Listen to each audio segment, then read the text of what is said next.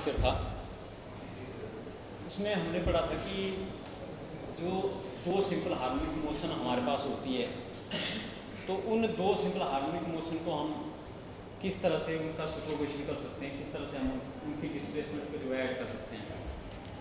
तो हमने last lecture में सुपरपोजिशन के बारे में पढ़ा था कि x हमारे पास होता है वो x1 + x2 होता है, और यहाँ पे जो हम x1 और x2 दो डिस्प्लेसमेंट ले रहे हैं, दो डिफरेंट सिंपल हार्मोनिक ऑसिलेशंस की।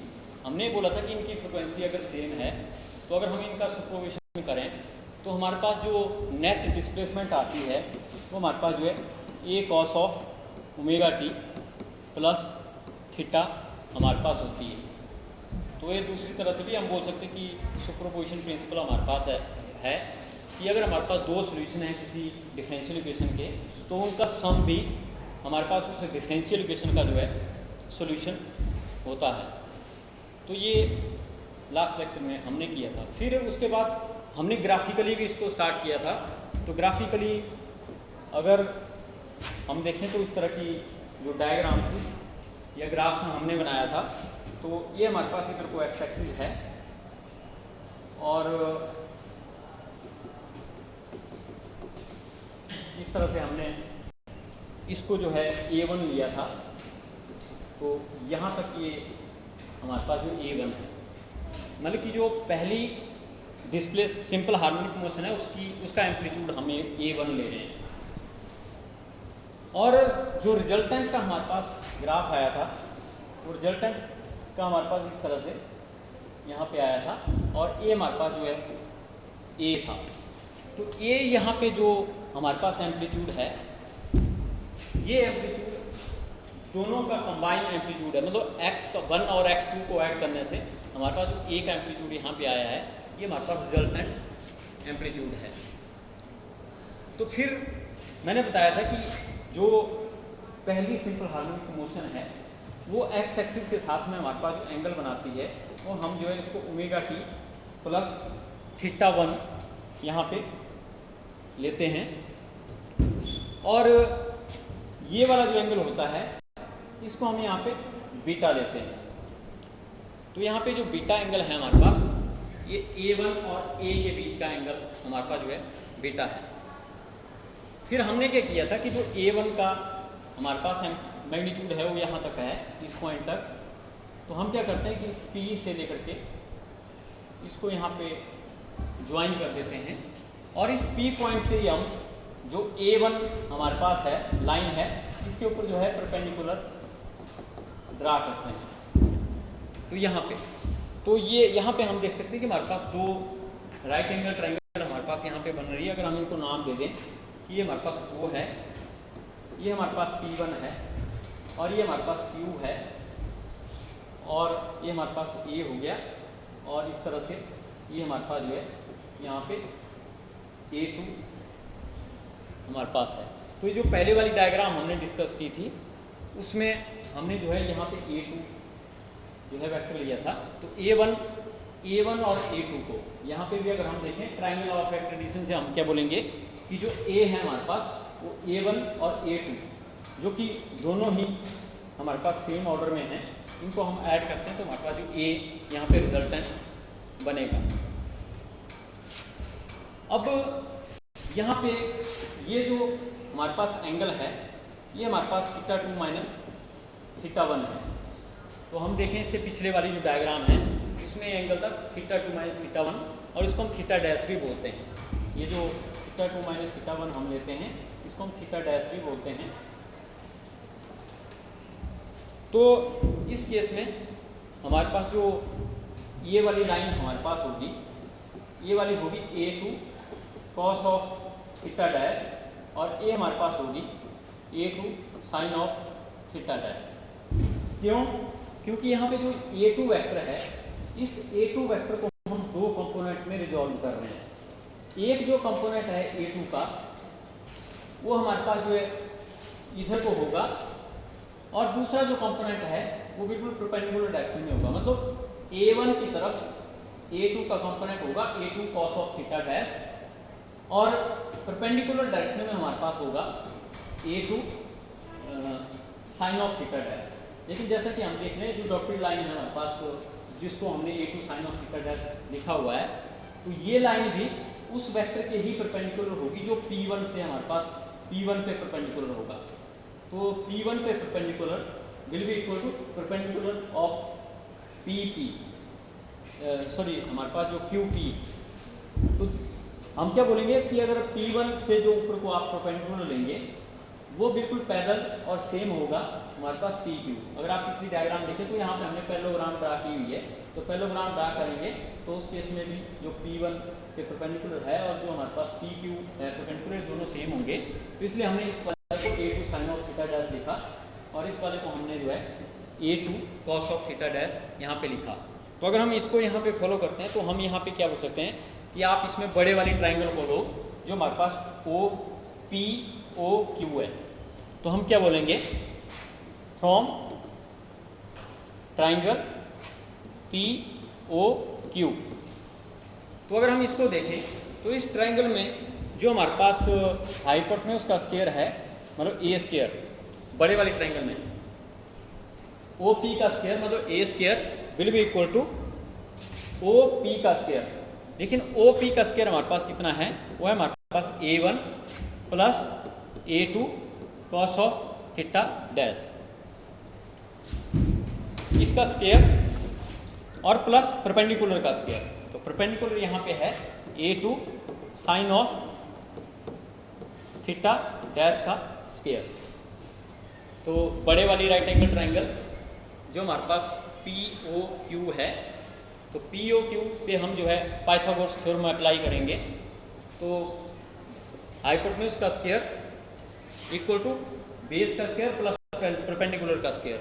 तो अगर हम इसको यहाँ पे सॉल्व करते हैं तो ये हमारे पास जो स्क्वायर वाली टर्म है इसको ओपन करते हैं तो हमारे पास हो जाएगा A1 का square plus A2 square cos square theta dash और plus 2A1 A2 cos of theta dash, और आगे हमारे पास है A2 sine of theta dash का स्क्वायर। तो अब हम यहाँ पे देख रहे हैं कि A2 का स्क्वायर और A2 का स्क्वायर साइन स्क्वायर थीटा, तो इसमें A2 का स्क्वायर कॉमन आएगा तो sine square theta plus cos square theta 1 बन जाएगा। तो इसलिए जो हमारे पास A स्क्वायर आएगा वो बनेगा A1 का स्क्वायर प्लस A2 का square plus 2A1 A2 cos of theta dash.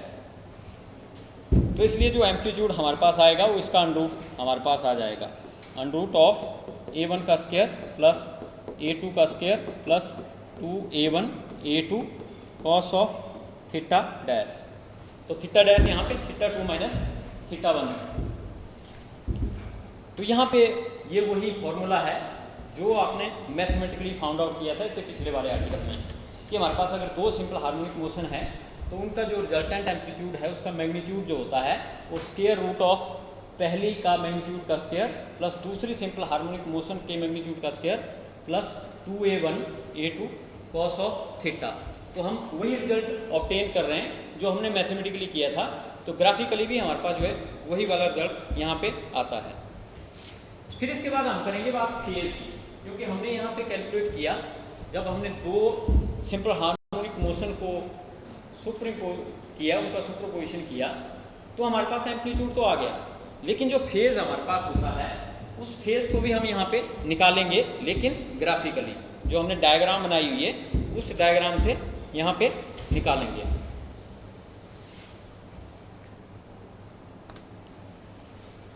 तो हमारे पास जो डायग्राम थी, तो अगर हम डायग्राम को यहाँ पे देखते हैं तो इस केस में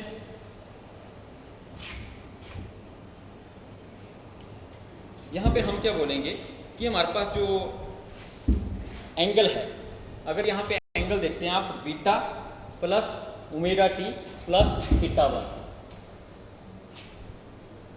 तो beta plus omega T plus theta 1 ये एंगल है हमारा जो OP और एक्स एक्सिस के बीच में है। तो इसमें अगर हम ये माने कि जो बीटा प्लस थीटा 1 है, let beta plus theta 1 equal to delta, अगर मान लो हम बीटा प्लस थीटा वन को, बीटा और थीटा वन को डेल्टा यहाँ पे ले लेते हैं, तो इसलिए हम इसको क्या बोलेंगे कि it will become delta equal to beta plus theta one. तो ये मैंने यहाँ पे लिख दिया। तो इसलिए ये एंगल कितना हमारे पास बनेगा, बीटा प्लस थीटा वन को आपने डेल्टा ले लिया और साथ में ओमेगा टी, तो इसलिए जो नेट एंगल हमारे पास बनेगा वो बनेगा डेल्टा प्लस ओमेगा टी। तो इसलिए अब हम जो है टेंजेंट ऑफ डेल्टा की अगर बात करें, तो जो टेंजेंट ऑफ डेल्टा हमारे पास होगा वो हमारे पास क्या होगा, tangent of delta will be equal to tangent of beta plus theta one, क्योंकि यहाँ पे हम डेल्टा को बोले कि डेल्टा हमारे पास कितना है, बीटा प्लस थीटा वन। तो ये हमारे पास tangent of beta plus theta one यहाँ पे आ जाएगा। और आपको पता है कि tangent of A plus B हमारे पास जो होता है, ये बीटा प्लस थीटा वन हो गया, अब ए प्लस बी। तो tangent of A plus B हमारे पास होता है tangent A plus tangent B divided by 1 plus tangent beta tangent theta one. तो ये हमारे पास आ जाएगा tangent beta plus tangent theta one divided by 1 plus tangent beta और टेंजेंट थीटा वन। लेकिन अभी हम क्या बोल रहे हैं कि जो हमारे पास यहाँ पे टेंजेंट ऑफ बीटा है, अगर हम टेंजेंट ऑफ बीटा की बात करें तो ये जो हमारे पास यहाँ पे ट्राइंगल है, बीटा एंगल हमारे पास यहाँ पे है, तो इस बड़े वाली ट्राइंगल से ही अगर हम टेंजेंट बीटा निकालते हैं तो टेंजेंट ऑफ बीटा हमारे पास कितना होता है, परपेंडिकुलर अपॉन बेस। तो परपेंडिकुलर यहाँ पे जैसा कि हम देख रहे हैं ये हमारे पास a2 sine of theta dash है, और बेस हमारे पास जो है a1 plus cos of a2 cos of theta dash है। तो ये हमारे पास जो टेंजेंट ऑफ बीटा इस तरह से निकल जाएगा। जो बड़े वाली ट्रायंगल है जिसको हम POQ बोल रहे हैं, तो POQ से हमारे पास टेंजेंट ऑफ बीटा है, क्योंकि बीटा है इसमें एंगल जो इस वाली ट्रायंगल में है। तो टेंजेंट ऑफ बीटा हमारे पास इतना आ जाएगा, और इस टेंजेंट ऑफ बीटा की वैल्यू हम यहाँ पे पुट कर सकते हैं और यहाँ पे भी पुट कर सकते हैं। तो इन दो जगह पे जब हम इस टेंजेंट ऑफ बीटा की वैल्यू पुट करेंगे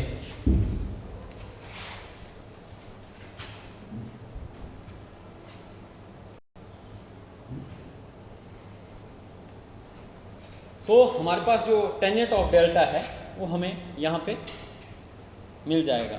तो टेंजेंट ऑफ डेल्टा मतलब इसको हम यहाँ पे निकाल रहे हैं, और ये कितना आएगा, tangent of beta plus tangent of theta one. तो हमें ये टेंजेंट ऑफ बीटा की वैल्यू यहाँ पे पुट करनी है, और नीचे भी पुट करनी है यहाँ पे टेंजेंट ऑफ बीटा की वैल्यू यहाँ पे।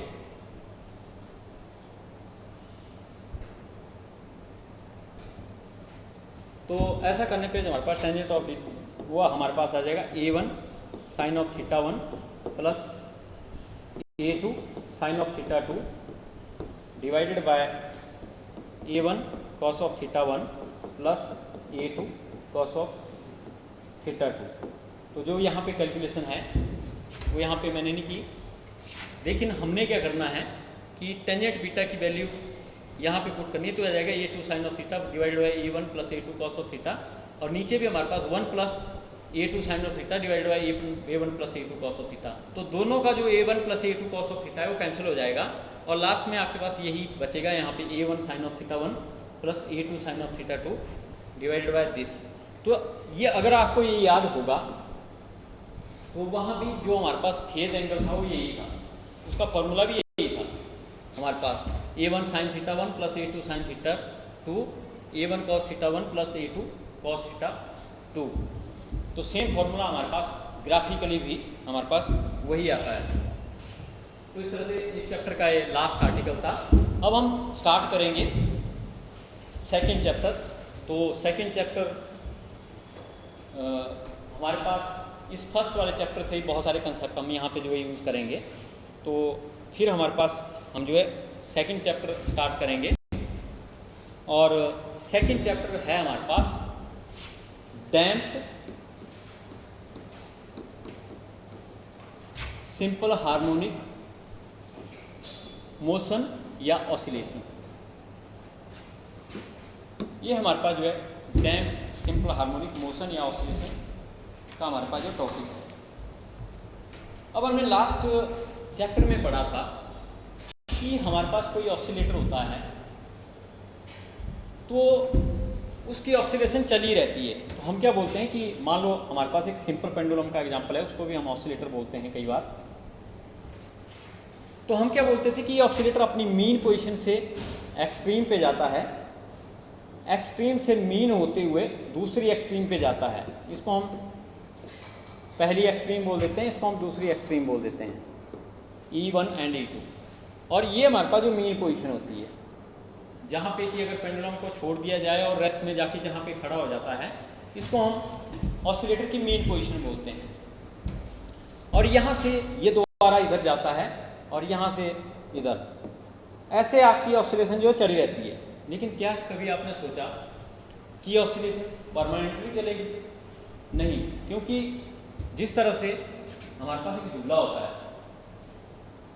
आप झूले पे बैठते हैं, कोई दोस्त आपको धक्का देके चला जाता है, आपकी ऑसिलेशन होगी। उसका मतलब ये नहीं कि वो सारी उम्र झूला चलता रहेगा, वो जो झूला है वो सारी उम्र चलता रहेगा। वो झूला क्या होगा कि पहली बार उसने जोर का धक्का दिया होगा तो काफ़ी दूर तक गया होगा, लेकिन दूसरी बार में थोड़ा कम हो जाएगा, उसका जो एम्पलीट्यूड है वो थोड़ा और कम हो जाएगा और कम होगा, और वो अभी दूर पहुंचा भी नहीं होगा, थोड़ा सा आपका जो झूला है वो खड़ा हो जाएगा वहाँ पे। तो हम क्या बोलते हैं कि यहाँ पे हमारे पास जो एम्पलीट्यूड है ऑसिलेशन का वो धीरे धीरे कम हो रहा है, धीरे धीरे कम हो रहा है। पहले यहाँ पे था, फिर ये यहाँ तक जाएगा, फिर ये यहाँ तक जाएगा, और फिर लास्ट में जाके यहीं पे स्टॉप हो जाएगा। और दूसरा, हमने सिंपल हार्मोनिक मोशन के केस में बात की थी कि जो काइनेटिक एनर्जी है वो पोटेंशियल में चेंज होती है जब वो एक्सट्रीम पोजीशन पे पहुंचता है, और एक्सट्रीम से जब मीन पे आता है तो पोटेंशियल एनर्जी काइनेटिक एनर्जी में चेंज हो जाती है। फिर मीन से दोबारा दूसरी एक्सट्रीम पे जाता है तो दोबारा उसकी जो एनर्जी है वो काइनेटिक से पोटेंशियल जाती है। तो यहाँ पे कन्वर्जन चला रहता है, potential to kinetic, kinetic to potential, potential to kinetic. और जो हमारे पास law of conservation of energy है वो यही बोलता है कि energy can neither be taken not destroyed but its form can be change from one to another. तो यहाँ पे वही हो रहा है, काइनेटिक से पोटेंशियल, पोटेंशियल से काइनेटिक। लेकिन यहाँ पे क्या होता है कि हमारे पास जो झूला है वो धीरे धीरे रेस्ट में आ जाता है। तो यहाँ पे क्या हो रहा है कि आपकी जो एनर्जी है वो टाइम के हिसाब से कम भी होती जाती है। अगर एनर्जी सेम रहती, मतलब एनर्जी उतनी रहती, तो काइनेटिक भी उतनी होनी थी, पोटेंशियल भी एनर्जी हमारे पास उतनी होनी थी। तो इस केस में हम क्या बोलते हैं कि एनर्जी डिसिपेशन यहाँ पे अकर करती है, एनर्जी डिसिपेशन। डिसिपेशन का मतलब है ख़त्म होना, एनर्जी धीरे धीरे खत्म हो जाती है। जैसे कि आपने देखा हुआ है, आप कहीं को घूमने निकलते हैं, ट्रैकिंग पे निकलते हैं, शुरू में आपकी बड़ी एनर्जी होती है, आप बड़ी एनर्जी के साथ जो है मूव करते हैं, लेकिन जब थक जाते हैं तो आप बोलते हैं अब नहीं चला जाता, रेस्ट में आ जाओ। उसी तरह से जो ऑसिलेटर होता है, शुरू में तो उसको बहुत एनर्जी मिली होती है क्योंकि जोर का धक्का दिया होगा उसको, तो उसके पास काफ़ी एनर्जी होनी। लेकिन जैसे ही वो आपका थोड़ी देर में वो धीरे धीरे आपका जो एनर्जी लूज़ करता जाता है, और एनर्जी लूज़ करता है, उसकी एनर्जी डिसिपेशन होती है, और फाइनली उसकी एनर्जी बिल्कुल ख़त्म हो जाती है, तो वो हमारे पास जो है रेस्ट में यहाँ पे आ जाता है। लेकिन बोलता है कि जो हमने पिछले चैप्टर में केस किया उसको हम अनडैम्प्ड ऑसिलेटर बोलते हैं, अनडैम्प्ड ऑसिलेटर। अनडैम्प्ड ऑसिलेटर वो ऑसिलेटर होता है जिसकी ऑसिलेशन कभी ख़त्म नहीं होती, या जिसका एम्पलीट्यूड टाइम के हिसाब से कभी ख़त्म नहीं होता, उतना ही रहता है, कांस्टेंट एम्पलीट्यूड रहता है उसका। तो ऐसे ऑसिलेटर को हम अनडैम्प्ड ऑसिलेटर बोलते हैं। If there will be no energy dissipation, तो हम क्या बोलेंगे इस केस में, no energy dissipation. Energy dissipation बिल्कुल भी नहीं होता, जितनी एनर्जी है उतनी ही रहेगी, काइनेटिक पोटेंशियल में चेंज होती रहेगी, पोटेंशियल काइनेटिक में चेंज होती रहेगी। तो एनर्जी डिसिपेशन बिल्कुल नहीं होगा। लेकिन अगर हम बात करें तो दूसरे टाइप का जो हमारे पास ऑसिलेटर होता है उसको हम बोलते हैं डैम्प्ड ऑसिलेटर या डैम्प्ड हार्मोनिक ऑसिलेटर। ये जो डैम्प्ड ऑसिलेटर होता है इसकी जो ऑसिलेशंस हैं वो धीरे धीरे खत्म हो जाती हैं। तो अगर एनर्जी डिसिपेशन आपका हो रहा है तो ऑसिलेशन धीरे धीरे हमारे पास खत्म हो जाएगी। तो इस तरह का ऑसिलेटर हमें डेली लाइफ में देखने को मिलता है। तो हम इसको क्या बोलेंगे कि ये एक्चुअल ऑसिलेटर है हमारे पास। आजकल मतलब हमारे जो एग्जाम्पल हम दे सकते हैं ऑसिलेटर का वो हमारे पास ये वाला एग्जाम्पल है डैम्प्ड ऑसिलेटर। लेकिन अनडैम्प्ड ऑसिलेटर हमारे पास क्या होते हैं, नॉट एग्जिस्ट। अनडैम्प्ड ऑसिलेटर आपका एग्जिस्ट नहीं करता। लेकिन आपने देखा हुआ है कई बार आप मेले में गए होंगे, वहाँ पे बोर्ड लगी होती है, वो बोर्ड भी ऑसिलेटर है, इधर को जा रहा है उधर आ रहा है, इधर आ रहा है उधर आ रहा है। लेकिन वो ऐसा क्यों करता है, उसके साथ इंजन जुड़ा हुआ है, इंजन उसको धक्का दे रहा है आगे पीछे, और जब तक इंजन चलेगा तब तक बोट मोशन करेगी। लेकिन लास्ट में वो क्या करता है, इंजन को बंद कर देता है, तब भी झूला चढ़ता रहता है और रेस्ट में आ जाता है। तो वो जो ऑसिलेटर होता है उसको हम बोलते हैं फोर्स्ड ऑसिलेटर। ये तीसरा चक्र है आपका। जब हम किसी ऑसिलेटर को लगातार उसको ऑसिलेशन देना चाहते हैं तो हमें एक फोर्स अप्लाई करनी पड़ती है, और वो फोर्स इंजन एक तरह से प्रोवाइड करवाता है। तो उस ऑसिलेटर को हम फोर्स्ड ऑसिलेटर बोलते हैं। लेकिन हमारे पास जो डैम्प्ड ऑसिलेटर होता है वो हमें डेली लाइफ में देखने को मिलता है, और जो अनडैम्प्ड ऑसिलेटर है वो हमारे पास एक रियल केस नहीं है। वो हम यही सोचते हैं एक इमेजिनरी केस है, जो कि हमने पहले चैप्टर में पढ़ा। लेकिन मतलब ये ख़त्म कैसे होता है, जो हमारे पास इसकी ऑसिलेशन है उसकी अगर हम बात करें तो वो ऑसिलेशन हमारे पास जो किस तरह से ख़त्म होगी वो हम यहाँ पे बात करते हैं। पिछले चैप्टर में तो हमने बोला था कि जो ऑसिलेटर है उसमें दो इम्पोर्टेंट फैक्टर हैं जो अपना रोल प्ले करते हैं, एक इनर्शिया, एक इलास्टिसिटी। इलास्टिसिटी की वजह से ऑसिलेटर पे रिस्टोरिंग फोर्स लगती है, और वो रिस्टोरिंग फोर्स से की वजह से वो पीछे की तरफ आता है। लेकिन बोलता है कि पीछे की तरफ तो आता है, लेकिन वो अपनी मीन पोजीशन को ओवरशूट करता है, और वो करता है ड्यू टू इनर्शिया। इनर्शिया की वजह से मीन पोजीशन को ओवरशूट करते हुए पीछे की तरफ निकल जाता है, और आगे जाके पीछे की तरफ आता है ड्यू टू इलास्टिसिटी या इलास्टिक प्रॉपर्टी। तो इलास्टिसिटी और इनर्शिया ऑसिलेटर के केस में एक इम्पोर्टेंट रोल यहाँ पे प्ले करते हैं। लेकिन बोलता है कि अगर हम देखें कि ऑसिलेशन किस तरह से हमारे पास जो है ख़त्म होती है या डाई होती है, तो बोलता है दो इम्पोर्टेंट फैक्टर इस केस में हमारे पास रहते हैं। एक है हमारे पास विस्कोसिटी, और दूसरा है हमारे पास फ्रिक्शन। बोलता है इनकी वजह से ऑसिलेशन ख़त्म होती है। ये दो फैक्टर हमारे पास ऐसे हैं, ऑसिलेशन इनकी वजह से ख़त्म होती है। तो आपको पता है कि जिस मीडियम में ऑसिलेशन हो रही है उसकी विस्कोसिटी अगर ज़्यादा है तो जल्दी ऑसिलेट मूव करना बंद करेगा। जैसे आप यहाँ पे झूला लगाते हैं, यहाँ पे तो एयर है मीडियम, एयर की विस्कोसिटी कम होती है इसलिए थोड़ा ज़्यादा चलेगा। लेकिन झूला पानी के अंदर डाल देते हैं तो वहाँ पे तो विस्कोसिटी ज़्यादा है, तो वहाँ पे वो उतना हार्मोनिक मोशन नहीं करेगा। हो सकता है कि एक आधी मोशन में वो स्टॉप हो जाए।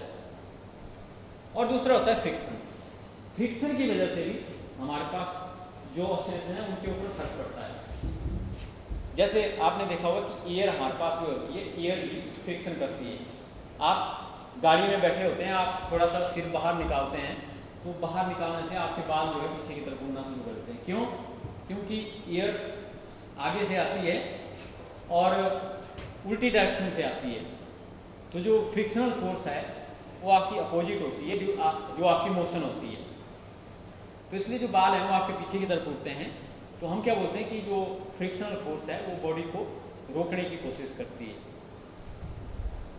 तो अगर जैसे मान लो हवा चल रही है, एक साइड से सामने से हवा आ रही है, तो आपने देखा हुआ है कि मोशन में भी उसका फर्क पड़ता है। जैसे आप बैडमिंटन खेलते हैं कई बार, तो उधर से जब आप मारते हैं जोर से तो कई बार उधर को जाती नहीं हो शटल, क्यों? क्योंकि हवा उसको रोक रही है फ्रिक्शन से। तो उसी तरह से जो हमारे पास ऑसिलेटर है उसकी मूवमेंट को भी एयर फ्रिक्शन रोकता है। विस्कोसिटी से भी उसके ऊपर फर्क पड़ता है और एयर फ्रिक्शन की वजह से भी हमारे पास इसके ऊपर जो है फर्क पड़ता है। लेकिन इसके अलावा एक और चीज़ भी है जिसकी वजह से ये ऑसिलेशन खत्म होती है। वो क्या है? हमारे पास due to the production change of energy from one energy to some another energy. आपने देखा हुआ है जब गिटार बजाते हैं तो गिटार बजाने से वहाँ पे क्या हमारे पास होता है, आपकी जो मैकेनिकल एनर्जी है वो साउंड एनर्जी में कन्वर्ट हो जाती है। तो एनर्जी लॉस हो गया।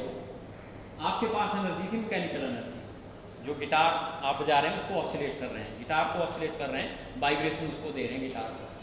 लेकिन वो जो एनर्जी आपने लगाई उससे तो साउंड बन गया, वो साउंड एनर्जी में कन्वर्ट होगी, तो इसलिए वहाँ भी एनर्जी लॉस हुआ। हम बोलते हैं कि एनर्जी चेंज हो जाती है एक स्टेट से दूसरी स्टेट। तो वहाँ भी क्या हुआ कि जो आपकी मैकेनिकल एनर्जी थी या जो आपने वाइब्रेशन दी, मतलब आपने काइनेटिक एनर्जी दी, वो एक तरह से आपकी साउंड एनर्जी में कन्वर्ट हो गई। तो वो तो चली गई साउंड एनर्जी, तो एनर्जी लॉस वहाँ भी हुआ। इसलिए जो ऑसिलेशन है वो इस तरह से भी ख़त्म होती है कि कुछ पार्ट विस्कोसिटी की वजह से, फ्रिक्शन की वजह से, और कुछ पार्ट हमारे पास जो वेव्स आपकी बनी, साउंड वेव्स बनी, उनकी वजह से। और अगर हम इलेक्ट्रिकल ऑसिलेटर की बात करें तो इलेक्ट्रिकल ऑसिलेटर हमारे पास होता है, उसमें भी डिसिपेशन होता है। और इलेक्ट्रिकल ऑसिलेटर का हमने देखा हुआ है कि जो हमने पहले किया था कि इलेक्ट्रिकल ऑसिलेटर हमारे पास क्या होता है, तो इलेक्ट्रिकल ऑसिलेटर हमारे पास सिंपली एक एलसी सर्किट होता है, इसको हम इलेक्ट्रिकल ऑसिलेटर बोल देते हैं। तो जैसा मैंने बताया था कि कैपेसिटर जब फुली चार्ज होता है तो इसके पास इलेक्ट्रिकल एनर्जी होती है, लेकिन जब ये डिस्चार्ज हो जाता है तो इसकी एनर्जी चार्ज फ्लो होता है और अपनी वो एनर्जी इस इंडक्टर को दे देता है, और वो एनर्जी आपकी मैग्नेटिक एनर्जी की फॉर्म में सेव हो जाती है। मतलब capacitor store electrical energy but inductor store magnetic energy. तो यहाँ पे कन्वर्जन चलता रहता है, कभी कैपेसिटर की एनर्जी इंडक्टर के पास, लेकिन फॉर्म चेंज हो रही है। इलेक्ट्रिकल एनर्जी जो चार्ज स्टोर करता है वो इलेक्ट्रिकल एनर्जी है, तो electrical energy stored inside the capacitor and magnetic energy stored inside the inductor. और जब ये अपनी एनर्जी यूज करता है तो हम क्या बोलते थे कि करंट फ्लो होता है इन दी अपोजिट डायरेक्शन, और ये कैपेसिटर दोबारा चार्ज होता है और फिर दोबारा डिस्चार्ज होता है, तो मैग्नेटिक एनर्जी इसके पास आ जाती है। लेकिन अगर इसको हम अनटैप्ड इलेक्ट्रिकल ऑसिलेटर बोलें तो हम क्या बोलेंगे, इसकी ऑसिलेशन कभी खत्म नहीं होगा। लेकिन बोलता है कि जो वायर्स हमारे पास होती हैं तो वायर्स का रेजिस्टेंस भी होता है, और जो वायर्स का रेजिस्टेंस होता है वो इलेक्ट्रिक करंट को फ्लो होने से रोकता है, मतलब चार्ज को फ्लो होने से रोकता है। Flow of charge is known as the current. तो जब ये हमारे पास रेजिस्टेंस इसको फ्लो होने से रोकेगा तो हम क्या बोलेंगे, इसमें भी एनर्जी डिसिपेशन हमारे पास होगा। और आपको पता है कि कई बार ये रेजिस्टेंस आपका हीट भी हो जाता है। तो यहाँ पे क्या हुआ कि electrical energy will convert into heat energy, और रोकता है तो चार्ज वैसे ही स्टॉप हो जाएगा, तो ये ऑसिलेट ही नहीं करेगा हमारे पास। तो इसलिए जो ऑसिलेशन है वो खत्म हो जाती है due to the resistance of the circuit wires. तो वायर की वजह से इसकी जो ऑसिलेशन है वो हमारे पास खत्म हो जाती है। लेकिन एक और चीज़ और होती है यहाँ पे कि जो इलेक्ट्रिकल ऑसिलेटर हमारे पास होता है वो इलेक्ट्रोमैग्नेटिक वेव भी जनरेट करता है। कई बार ऐसा जो सर्किट होता है उसमें से इलेक्ट्रिकल जो हमारे पास इलेक्ट्रोमैग्नेटिक वेव्स हैं वो भी प्रोड्यूस हमारे पास होती है। जैसा कि हम सुनते हैं कि हम सिग्नल एक जगह से दूसरी जगह को भेजते हैं, तो सिग्नल भेजने के लिए हम जो है इसका ऑसिलेटर का यूज़ करते हैं। सिग्नल भेजने के लिए हम ऑसिलेटर का यूज़ करते हैं। तो ऑसिलेटर क्या करता है, जो इलेक्ट्रिकल एनर्जी है या इलेक्ट्रिकल सिग्नल है उनको इलेक्ट्रोमैग्नेटिक वेव में कन्वर्ट करता है। आप यहाँ से हेलो बोल रहे हैं अपने फ़ोन पे, तो आपकी जो साउंड एनर्जी है वो जब माइक के ऊपर पड़ेगी तो वाइब्रेशन मतलब इलेक्ट्रिकल एनर्जी में कन्वर्ट हो जाए। पहले तो मैकेनिकल एनर्जी में होगी, वाइब्रेशन होगी, उससे जो आपका माइक लगा हुआ उसके अंदर जो पर्दा होता है जिसको हम डायाफ्राम बोलते हैं, उसकी वाइब्रेशन होती है, और वो वाइब्रेशन फर्दर जो है इलेक्ट्रिकल एनर्जी में कन्वर्ट, सिग्नल में कन्वर्ट हो जाती है। और जब वो इलेक्ट्रिकल एनर्जी में कन्वर्ट हो जाएगी उसके बाद हम क्या करते हैं, ऑसिलेटर के थ्रू उसको इलेक्ट्रोमैग्नेटिक वेव बना देते हैं। और वो इलेक्ट्रोमैग्नेटिक वेव भी कई बार किसी सर्किट से निकलती हैं और वो तो निकल के चली गई, तो हम क्या बोलते हैं, उसकी वजह से भी एनर्जी लॉस होता है। तो एनर्जी लॉस यहाँ पे रेजिस्टेंस की वजह से हो गया और जनरेशन ऑफ इलेक्ट्रोमैग्नेटिक वेव की वजह से हमारे पास हो गया। लेकिन मैकेनिकल ऑसिलेटर के केस में विस्कोसिटी और फ्रिक्शन की वजह से हुआ और प्रोडक्शन ऑफ साउंड वेव की वजह से हुआ। तो ये एनर्जी लॉस आपका हमारे पास जो है जब होता है तो हम क्या बोलते हैं, धीरे धीरे ऑसिलेटर का एम्पलीट्यूड भी डिक्रीज करता है और हमारे पास जो एनर्जी डिसिपेशन है वो भी हमारी होती है, एम्पलीट्यूड भी कम होता है और ऑसिलेटर की ऑसिलेशन डाई आउट हो जाती है। डाई आउट की मतलब ख़त्म हो जाती है। तो इसको हम कंटिन्यू रखेंगे।